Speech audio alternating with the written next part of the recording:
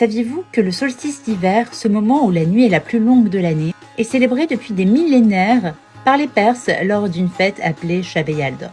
En persan, Shab signifie nuit, Yalda signifie naissance. Shab-e Yalda, la nuit de la naissance. Alors vous allez me demander, mais la naissance de quoi? La naissance de la lumière. Et oui, après cette nuit qui est la plus longue de l'année, les jours se rallongent. L'obscurité recule et la lumière reprend le dessus. Dans les croyances de l'Iran ancien, cette renaissance était associée à Mitra, figure spirituelle liée à la lumière mais aussi la justice.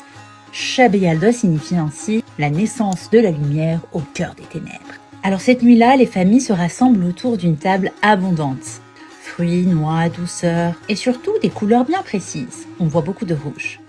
Surtout des fruits à la chair rouge, comme la grenade, la pastèque, dont la couleur rappelle le soleil et l'aube qui revient petit à petit. Alors lors de cette célébration, il y a un rituel que les Iraniens ne peuvent absolument pas s'en passer, c'est le Fol e Hafez. Hafez est l'un des plus grands poètes iraniens. Chacun son tour, on fait un souhait, on pense à quelque chose et on ouvre le livre de Hafez, qui est un livre de poèmes du fameux poète Hafez.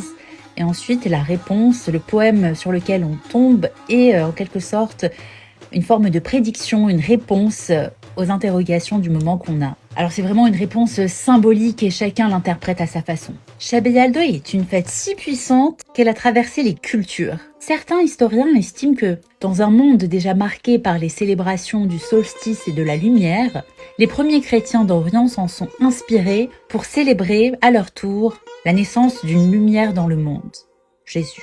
C'est intéressant de voir que depuis des millénaires, l'être humain a voulu de différentes façons marquer le retour progressif de la lumière. Puisque vous le savez, dans différentes cultures, la période du solstice d'hiver est célébrée par différentes grandes fêtes majeures, chacune exprimant à sa manière ce besoin universel de lumière et de renouveau.